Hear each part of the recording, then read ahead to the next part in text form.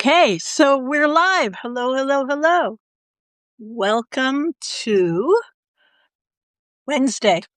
Mercury So retrograde. we're live. Hello, Oops. hello, hello. Welcome. So I keep forgetting. I use the computer so that I can see people's chats, so that we can respond, because I think these conversations are really best when the entire audience is really talking and 100%. asking questions. So let me invite y'all in. And so if you don't know me, my name is Chitra and I'm a doctor of Ayurveda. And I write Alchemy and Ayurveda with Chitra. And if you don't know what Ayurveda is, it's the science of life. It comes out of the East. Some will say it's the subcontinent of India, but it's really more of an indigenous science, and I adapt it to contemporary times. And as a practice, with I specialize in women's health. And today we are going to be talking about, well, allergy season is about to come. Um, and for some, it's here already. And it never left. But now it's especially challenging because our whole being wants to go outside and enjoy spring. So allergies don't only make you feel miserable, but they also affect your sense of smell, create brain fog, and it's almost as if you're afraid to take a breath. So I'm so excited to be joined by Tammy Davis of Aromagenomics. Did I say that right? You did, yes. No, I wanted to say genomics, but that's a whole other thing. To talk about the science of scent and what can be done to care for the sense of smell. So Tammy is the founder the founder of Aromagenomics, and she's a neuro aromatherapist. Lots of syllables in these things. I have to slow down. She's recognized for breaking the code on stress, and after 40 years in pharmacology, the olfactory system, neuroscience, and the chemistry of essential oils, she's internationally recognized for her view on learning into the sense of smell, for empowering the brain's ability to regulate stress response. And she's currently teaches this approach to both professionals and patients. And the more the brain and the body are able to regulate, the easier it is to feel well. Her mission is to teach people why general aromatics are essential. And welcome, welcome, welcome. Hi, Margaret. Thank you for being here. Uh, and hi, AJ. Feel free to ask any questions. Tammy, would you like to say anything more about who you are, other than you live in this great state of New Mexico? Anything more I think would be that part of what's evolved from this is I've been accepted or invited to be a peer reviewer in pharmacology journals that reviews the use of various oils in regards to different health conditions.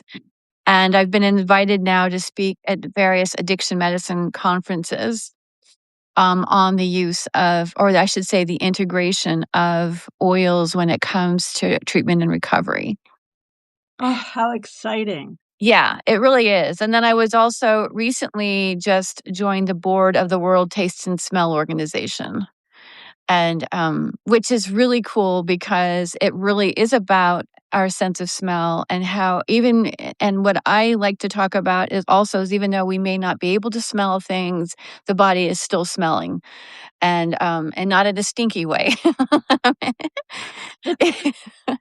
But it's still detecting the environment, even though we think we cannot smell something.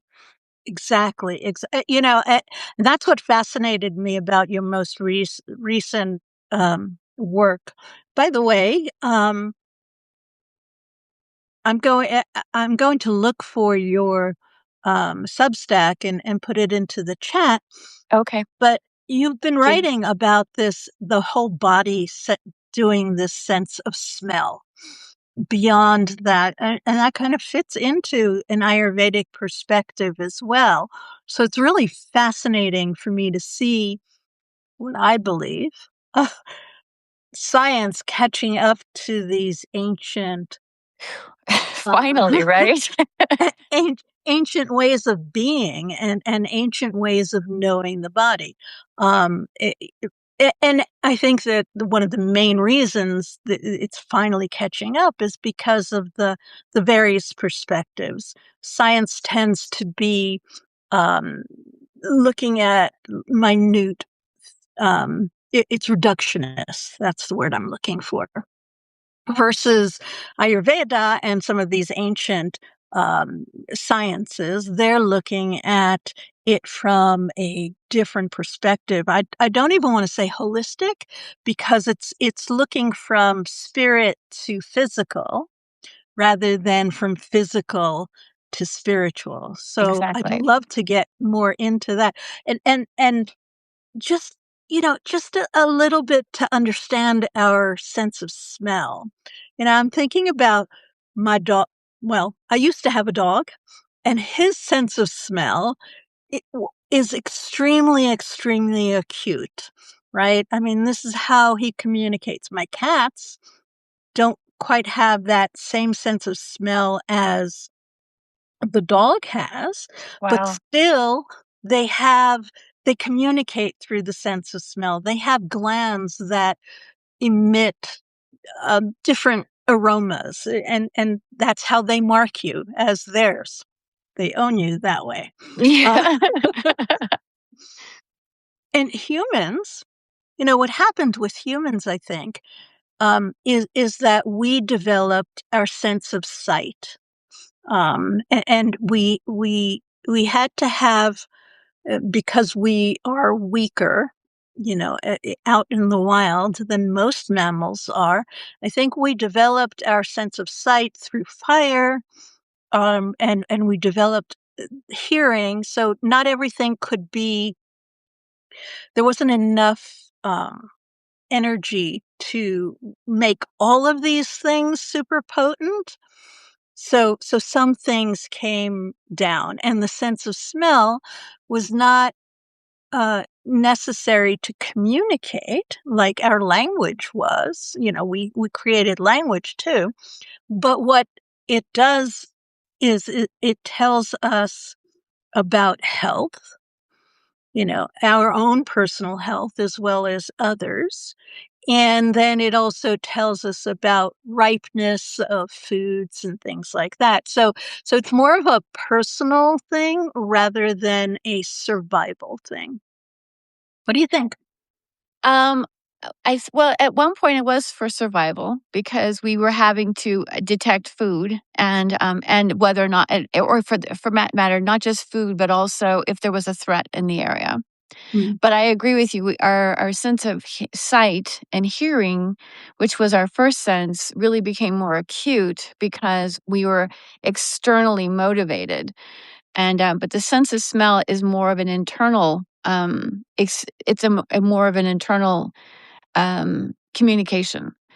And and where I feel like we've lost touch with our sense of smell is because we are so externally focused that we don't realize what's actually happening on the inside that our sense of smell is actually providing us. So we can so I do think like I do agree that it is more of an internal experience, and it's where our body wisdom comes in because we're detecting our environment at all times, even though we may not be able to see or hear something. For instance, we all species emit oxidative stress. They all emit chemicals that are communicating with other beings. Like, for instance, that's how plants communicate. That's really what inspired me to continue doing with this, and that's really been the catalyst for the work that I do with the human body, because if plants are doing this and animals are doing this, that means we as animals are also doing the same thing. And how are we detecting that external environment? And when we look at it from regaining capturing our senses again, like realizing that we can tap into what we see, tap into what we hear, but also recognize what's going on inside, because something we see may not be what the body's picking up on. If somebody else is, let's just say, for instance, smiling, but they're stressed to all, they're not in the right place and they're putting off this, we can begin to pick up on that. And realizing that that sense of smell becomes that internal communication that helps us make sense of what's going on in the world around us. Yeah, exactly, exactly. Um, and here's our contemporary world, how it does no longer serves us, because our contemporary world, we mask all sorts of scents, Oh, yeah. constant, whether it is chemical masking with the PCBs or it's masking with a perfume or even an essential oil. It's masking whatever is happening. And so then we don't get a sense of where we are Right. uh, in terms of that. And so it's really important.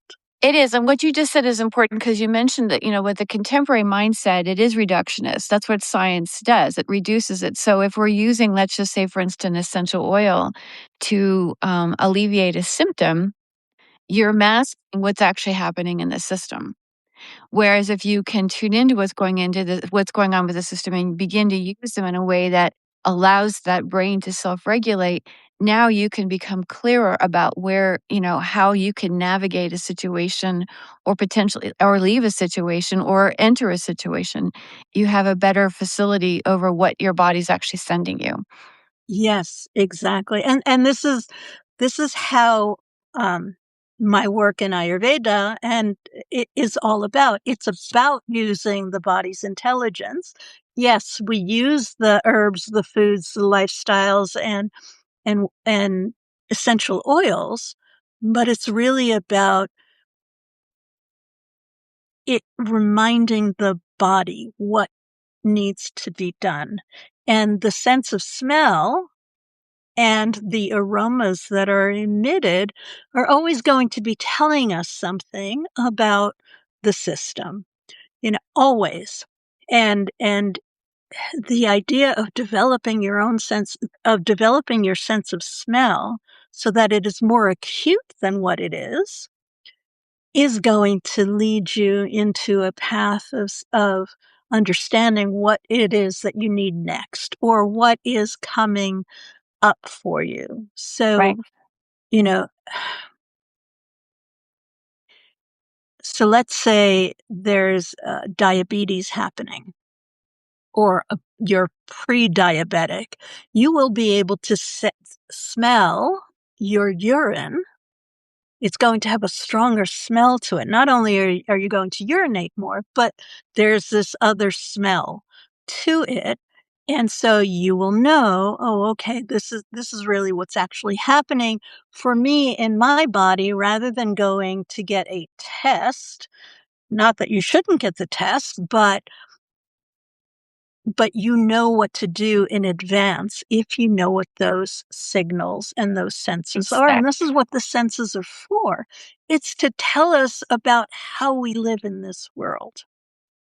I completely agree. And if I may add that if for some reason someone has a difficult time smelling, there are ways that you can actually restore that.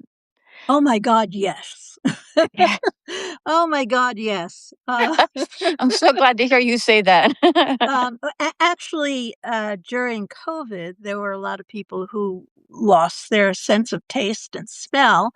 And, I gave them a very okay, this is going into the work that I'm gonna be doing at the later on in this month on the 17th, a workshop that I'm doing, for paid members on how to actually care for the nose, but what I did for them, if they were not really into Ayurveda. I mean, I would have people from the local hospital coming in, and this is early days when they knew nothing about it and loss of sense of smell. And I basically told them, just put a little ghee onto the tip of your finger Really? and swab the nostril with the ghee.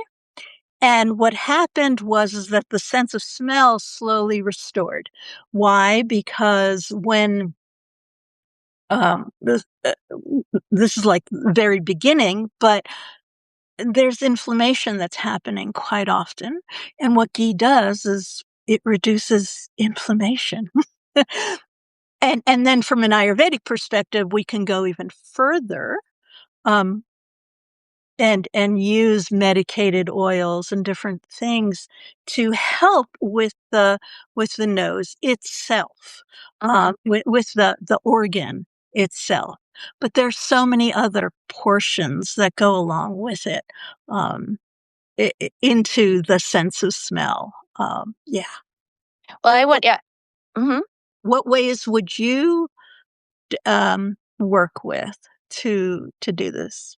Believe it or not, I would actually work on the digestive system. I would use oils for digestion because there are, so part of our olfactory system includes what we know to, what we've, they're called ectopic olfactory receptors, which are not the same olfactory receptors that we have in the nose. They are in our skin, they're in most of our organs, and including our digestive system.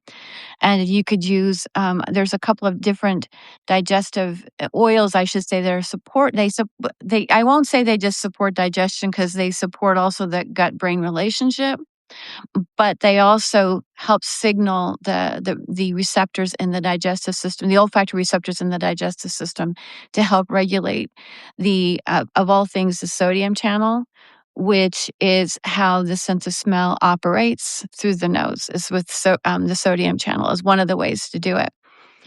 And If you see my eyes going in other directions, I'm thinking. yeah, Because my work is really to connect our current thinking to this other thinking.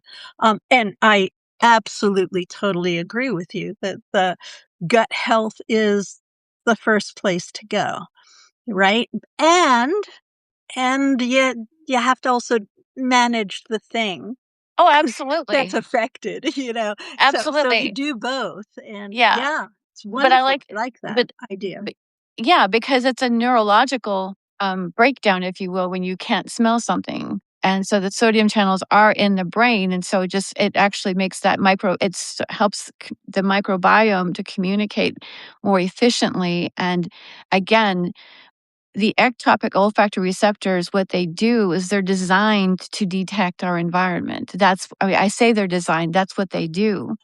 And that's why we have that gut feeling. And that's why we get the chills on our skin because it's picking things up.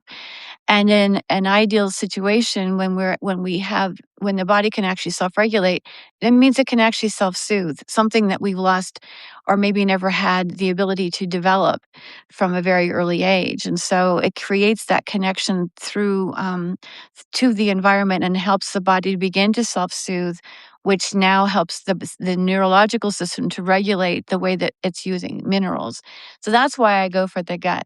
I mean, you can certainly put them on. I mean, if I'm gonna tell people to put them on, I'll tell them to put them right here under the nose because you're gonna get a nice, even if you can't smell it, you'll still benefit from putting it under the nose. But my direct effect also, like I said, is the digestive system because the more we can calm that nervous system and help it to self-regulate, the easier it becomes for us to begin to use those, really important trace minerals and electrolytes that we're consuming. Hmm, interesting.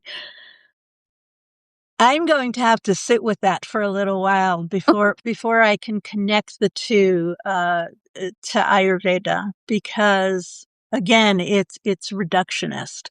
Um, and reductionism isn't a bad thing. Most of us have been taught that way. Uh, Mhm. you know, but as I said earlier, Ayurveda and the Vedic system comes from the spirit down. Right. right? And so for us, and this is where the sodium channel comes in. So when we're looking at the sense of smell, we're looking at the great element Mahabhuta of earth, which is a great subtle element.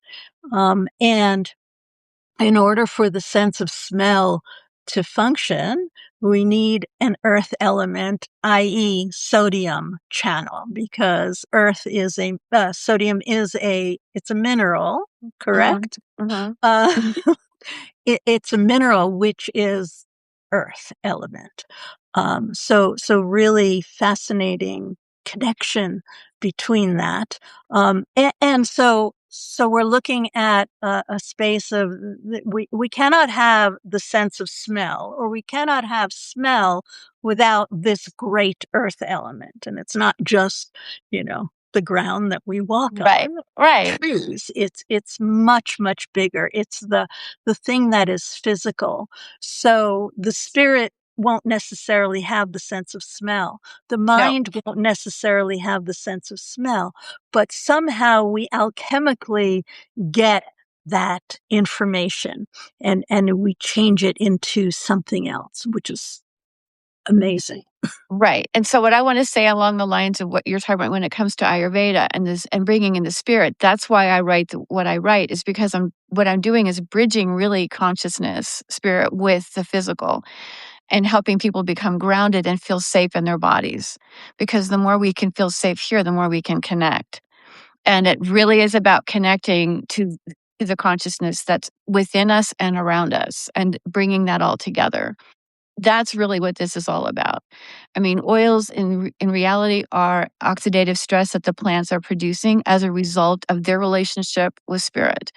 And through that relationship with spirit, we can actually begin to capitalize, if you will, on the plant spirits as far as helping us to ground in our body and become safe in our skin, because right now for most of us don't feel safe in our skin, but we're here to survive in order to thrive. We're not here to survive or thrive. We have to know how to survive. And so to being able to embody that full ability, like I said, I speak at recovery conferences, treatment and recovery, but the word recover means to regain consciousness. It means, and so what the oils do is they actually bridge both hemispheres of the brain, and which now connects you to your higher self. And then you can capitalize on that energy again and help bring it into the system. Like you said, it cannot smell itself. There's no sense of smell in spirit, but yet there is. We can use our sense of smell to communicate with spirit and to connect with spirit. So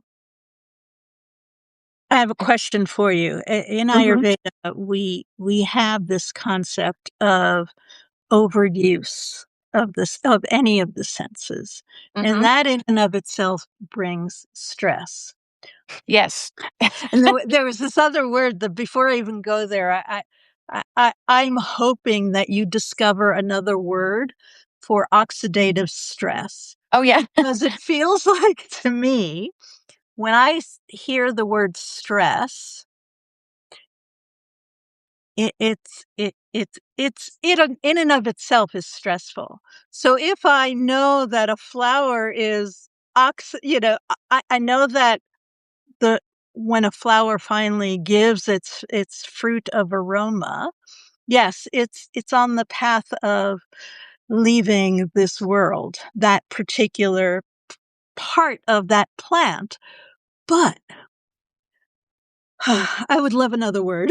Expression. It's an expression. Yes, exactly. It's an expression just like our speech is an expression. Right. Anyhow, It's we're how the back. play. Yeah, I mean, we express the very same story. We express both chemicals of well, when in a hormonal concept, we produce both inflammatory and anti-inflammatory. That's what we produce, and those are all expressions of our physical body.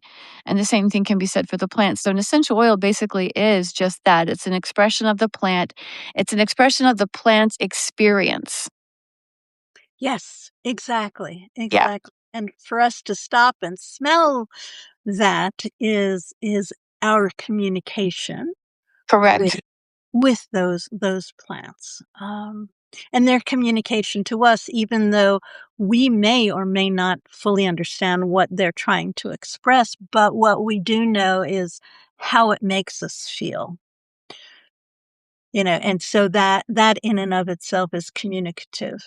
So I'm wondering about the concept that I just brought up before, this Hmm. stress thing that was bugging me so much. I'm glad you did.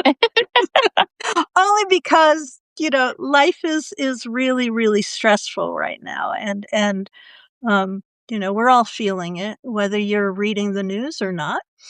Um, so this concept of overuse of the senses. Hmm. Um, can you speak a little bit about the neurological aspects of that? Why the body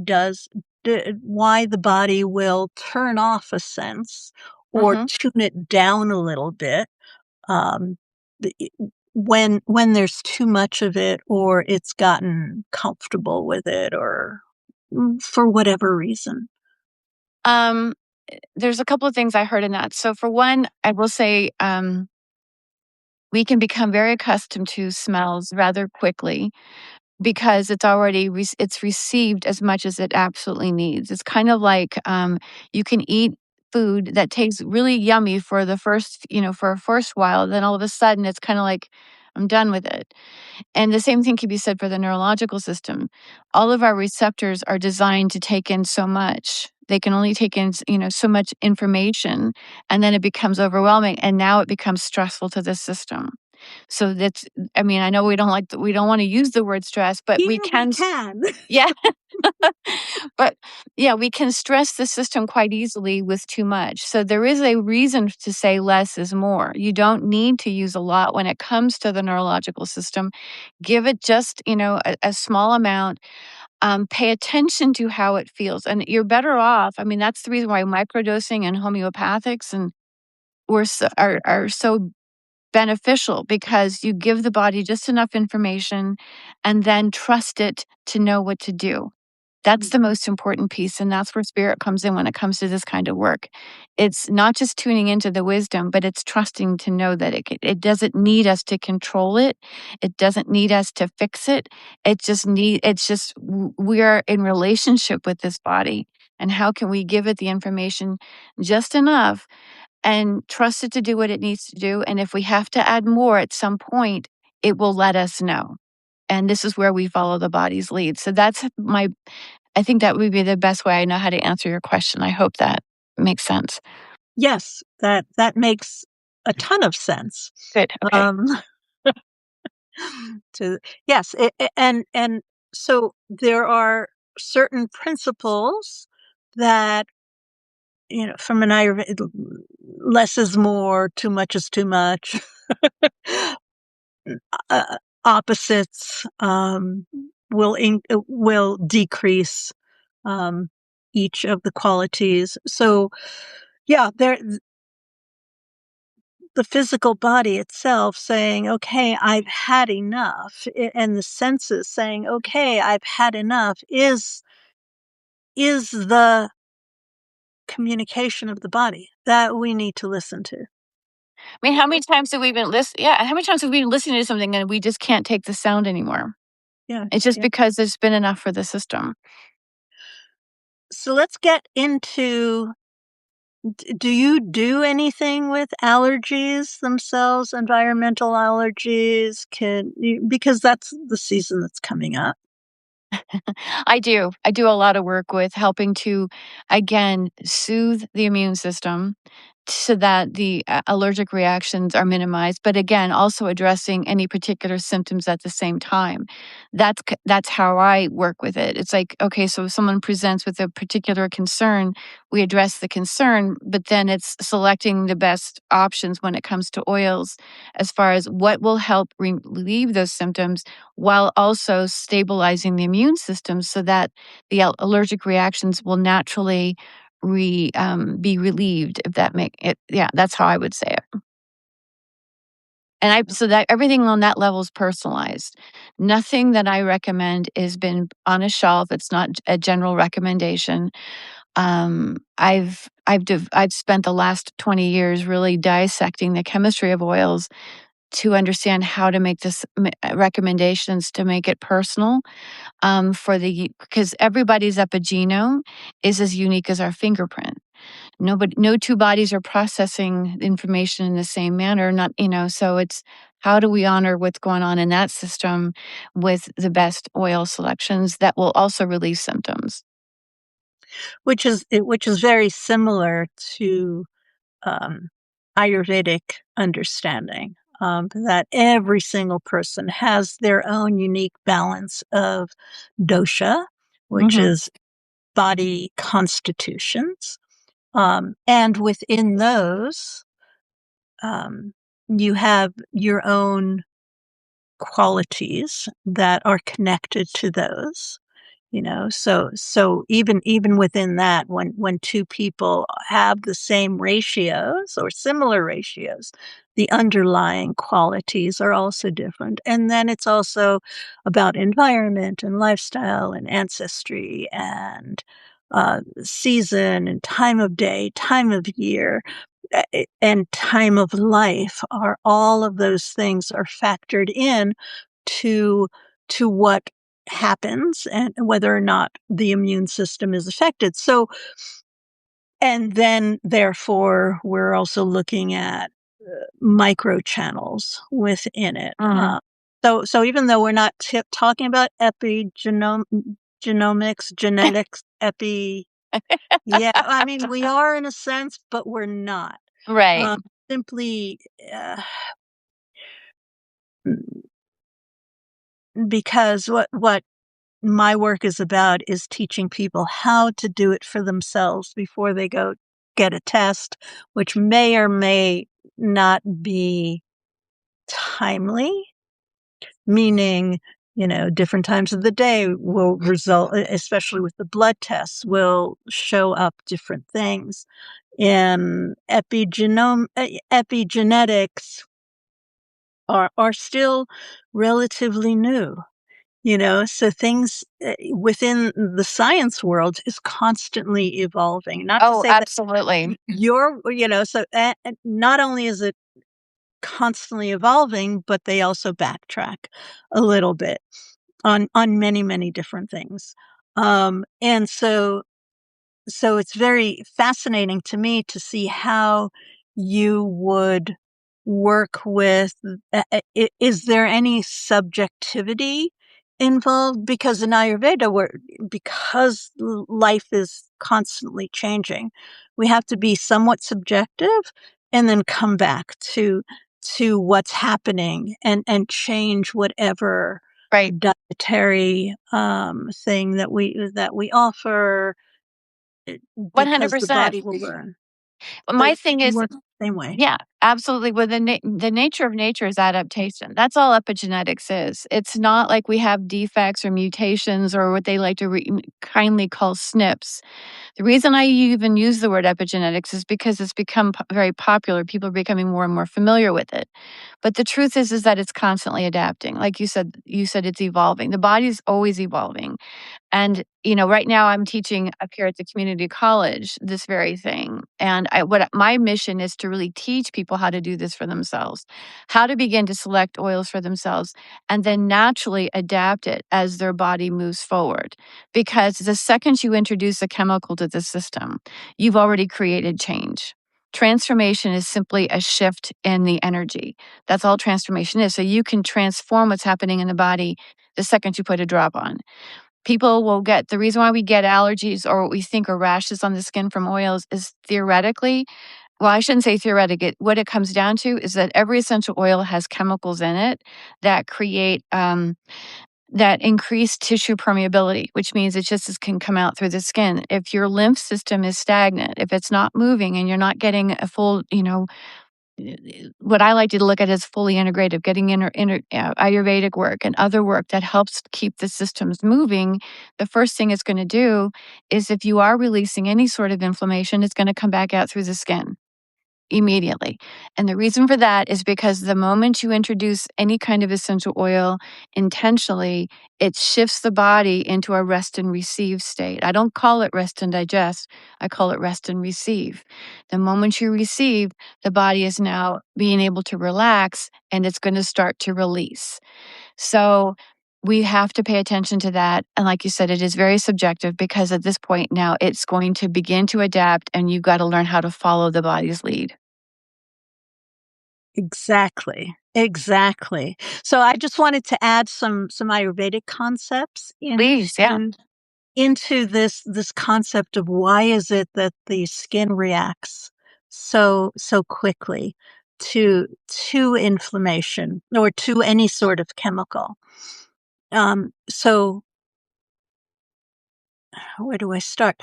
In Ayurveda, we see most chemicals, human-made chemicals, um, as um, sharp and penetrating. So what happens is it goes into the system very, very quickly. On the on the like really negative end, we call it a poison. Mm, But on a therapeutic end, we're looking for that sharp, quick acting. And when it goes sharp, quick acting into the system, it it reaches the blood. And the blood, from an Ayurvedic perspective, is split into two portions. One which is uh, more of the lymphatic system, like mhm, it's white blood cells and the lymphatics. And then we have the red blood cells. So the white blood cells, that's where, and it doesn't really work that way. Um, it's not white blood cells because that's a whole different space. That first layer of tissue, which is part of the blood, is has all the nutrients in it. It has all of the waste products in it. Then there's a second layer, which is rakta, which is the red blood cells, and that is connected to pitta, which is the fire element itself. And because the blood system has is everywhere, it's very much underneath the skin in both the lymphatics as well as the blood itself. It's also in all of the mucosal membranes, right? So that fire element, which is activated by that sharp thing, which is also fire, is going to create the inflammation. So this is how we see it. And that's why the the skin will turn red first. And then if the body cannot remove the, the fire through any other means, it's going to go through the skin. And so the other means is always urination and mhm. or defecation. And the third one is the skin. So the skin is the thing that comes up first. That's how we see it. And it's also going to be held back to the sense of smell. It's also going to be held not only in your gut lining, but it's also going to be held in the sinus area as well.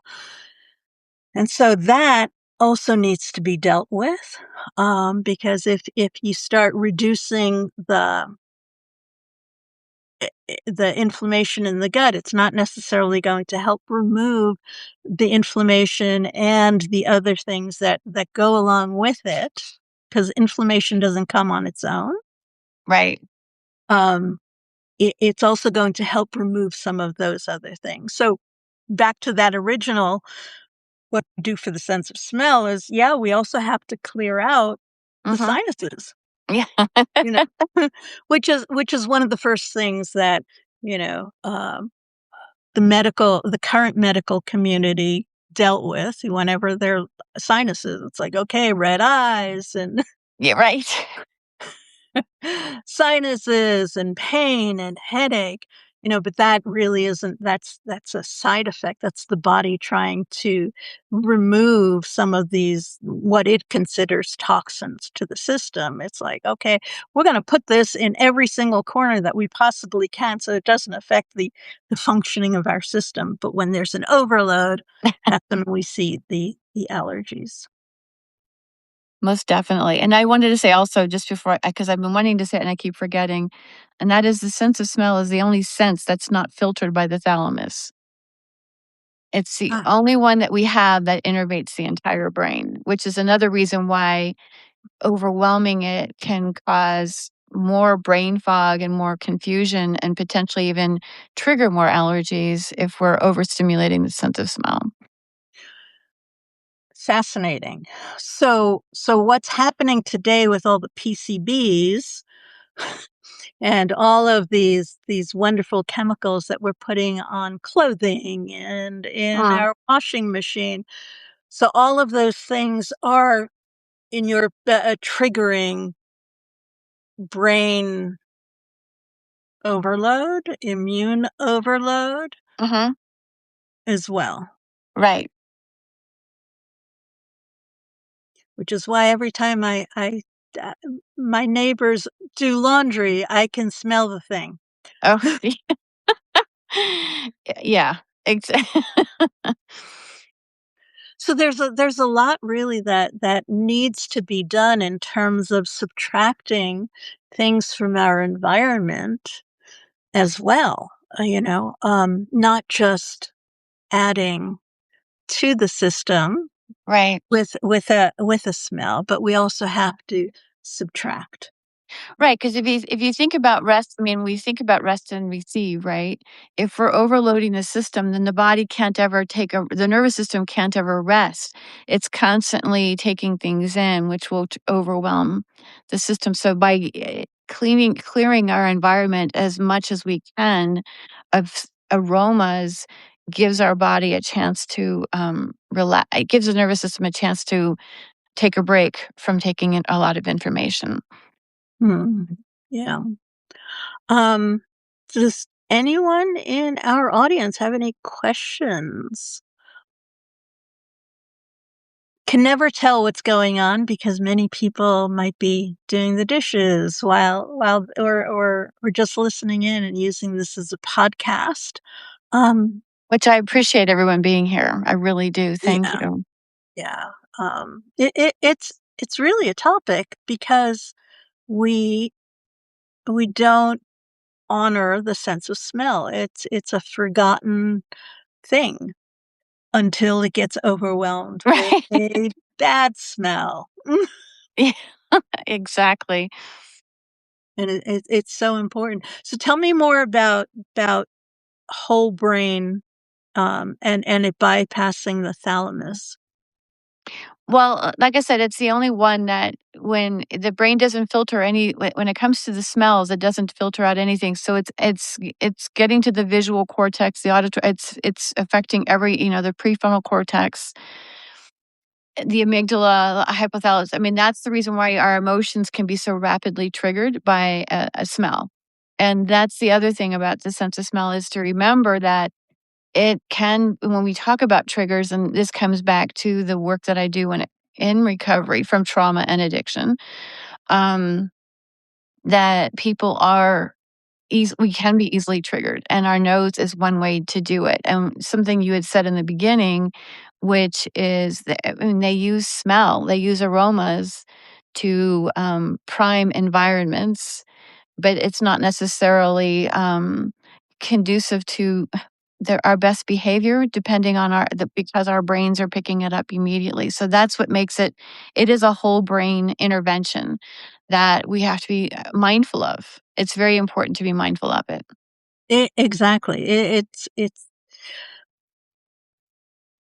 I think one of the first times I was a youngin', in a yoga class where, a teacher came along with some lavender oil, and someone had a really negative reaction, and I went over to them and said, "Whoa, what's happening?"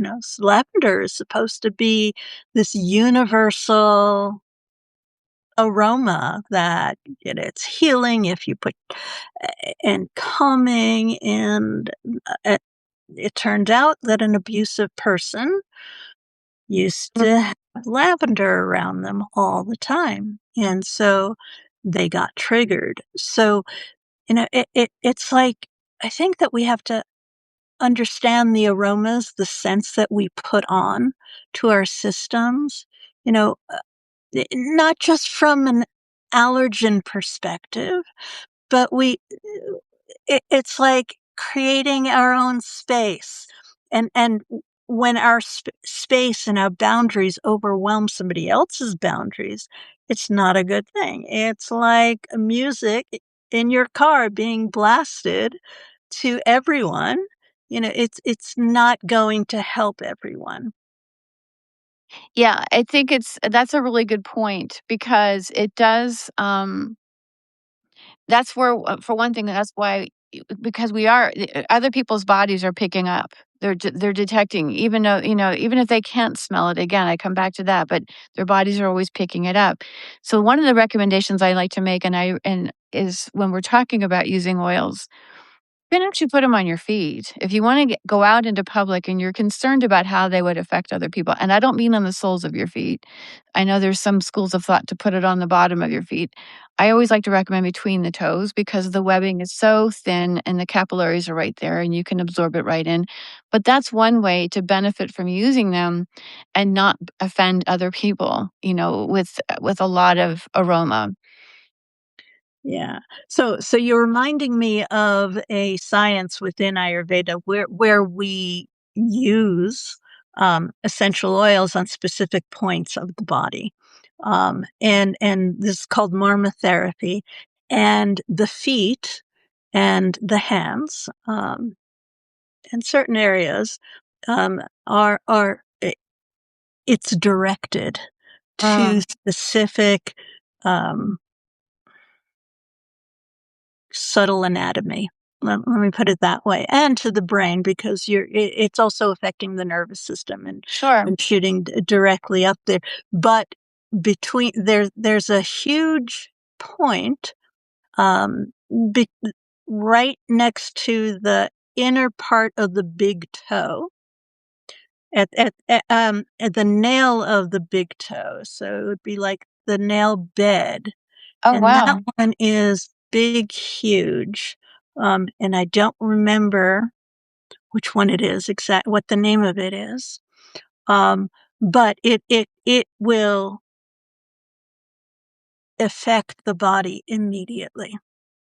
So what you're saying makes perfect sense. Yeah, the bottom of the feet, it's not going to go in as quickly or as deep.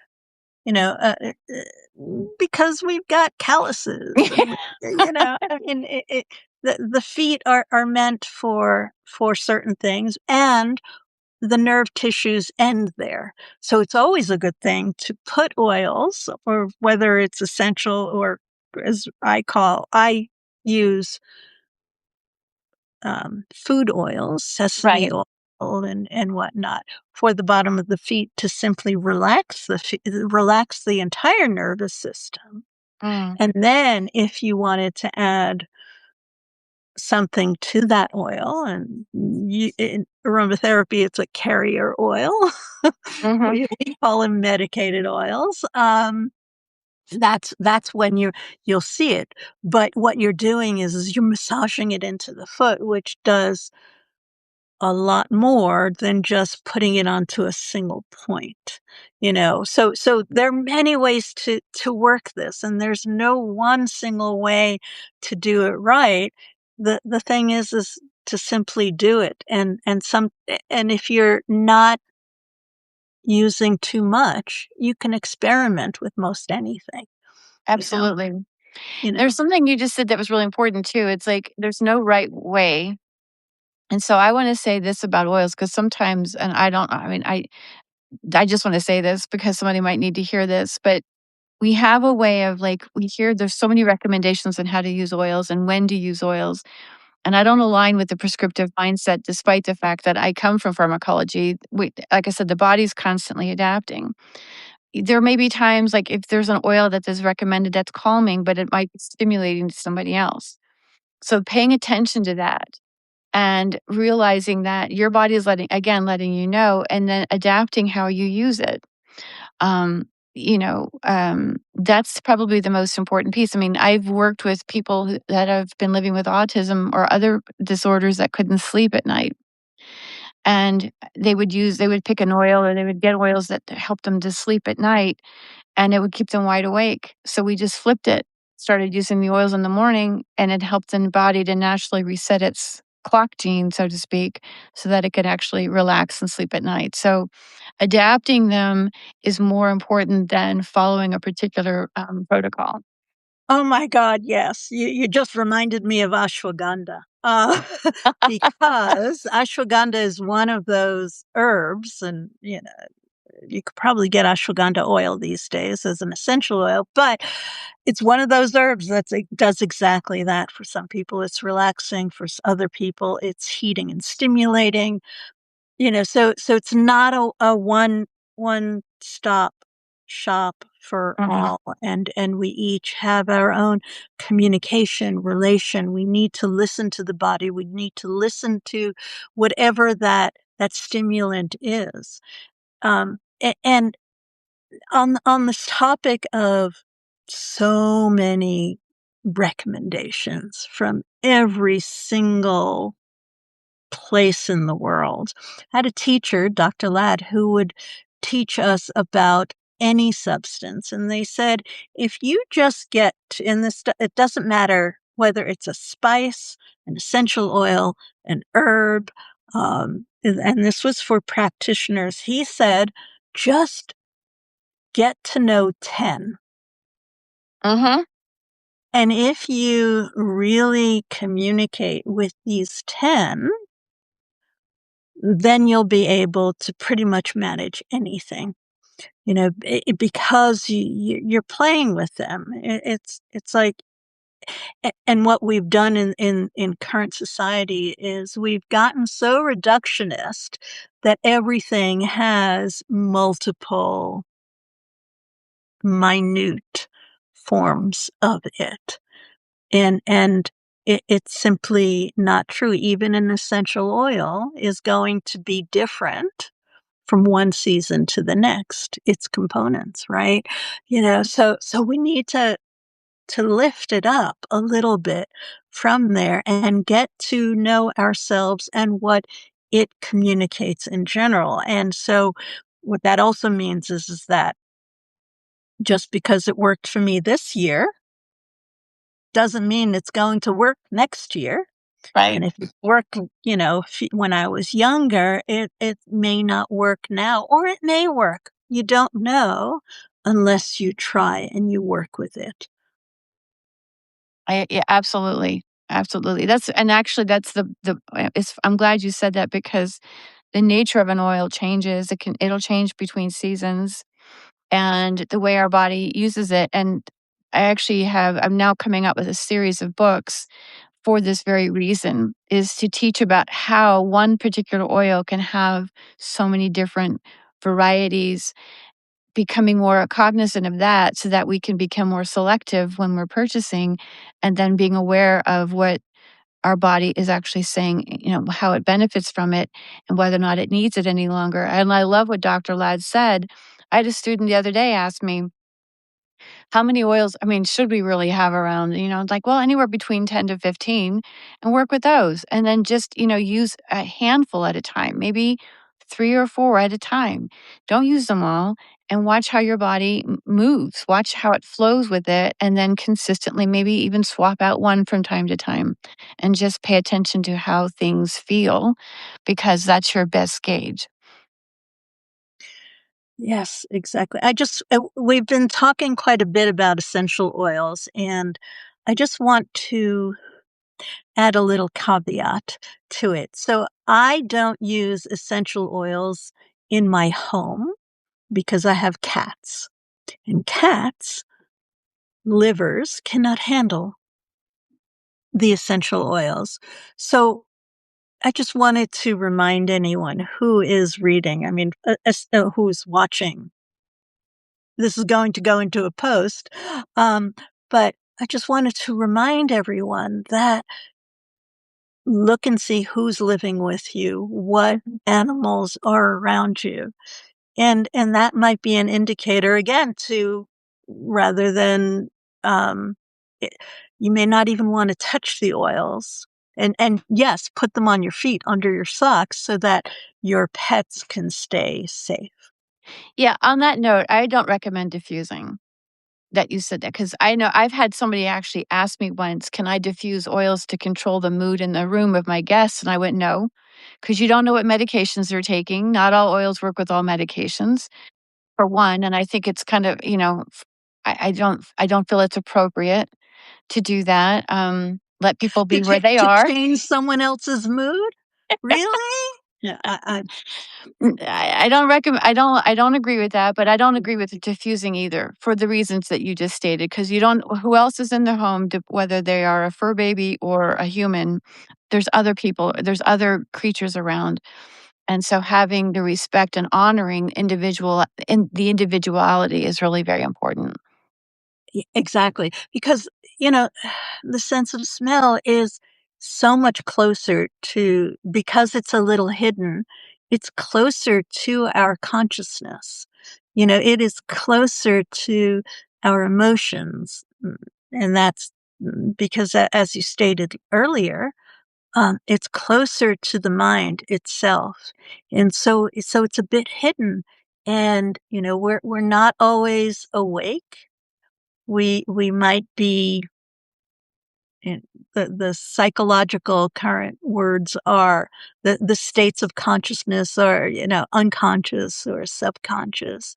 Um, from a tantric perspective, we're looking at you're either in a waking state, a dream state, or a non-dream state, sleep state, and beyond. And so the sense of smell will go permeate through all of those states. And, you know, to control that in another person is mm, a violation. Absolutely. And again, we don't have to smell anything. There could be things in the environment that because the sense of smell isn't just limited to the nose. It is, like I said, it is in the skin and it's all throughout the body. It's the largest group of receptors that we have of all receptors. And it is the closest one to consciousness because you don't have to smell something to connect with consciousness. These The only reason it's called an aromatic compound is because of the shape of the molecule. Yeah, I'm getting a little scientific, but that's the reason why it's called aromatic, not because it has a scent. And so I just want to, expand upon the fact having that ability to smell aromas is so imperative. It's really very important. We were gifted this sense, and at the same time, remembering that our body is smelling something at all times, and that is again, I really want to reiterate what you just said. That is our closest connection to spirit. So thank you for that. And thank you. And what a great place to end this conversation. We're just about out of time. And so, anything else you want to subscribe to Tammy's, um, subs Unadulterated. I call it unadulterated. unadulterated. 'Cause I'm all about not being adulterated and unadulterated is truth. It's about being real, and it's how can we be as real with ourselves as possible. Great. Mhm. And one of these days, I'll be driving up 15, or if you're ever in Albuquerque, come on visit. I will, we're not that far apart. No, we're not. One of these days, we'll get a whole well, there was a Substack, um, there can't be a reunion gathering. Mm, Santa Fe, I think about a year ago. We should probably really? do it again. Yeah. Anyhow, mm, maybe this is a project. Maybe it's not. I Yeah. don't know. Right now, I'm going to go out into the garden and smell all the smells that are coming in Good. Good. while having my lunch, which I'm going to be smelling too, as part of the calming down and centering. And that's really an important thing is to activate the sense of smell. Good. And it automatically calms you down. There's a reason why we say smell the roses. That's Stop. right. That's right. Yeah. Okay, so until next time, great having you here. You as well. Thank you. Soon. Bye. Bye.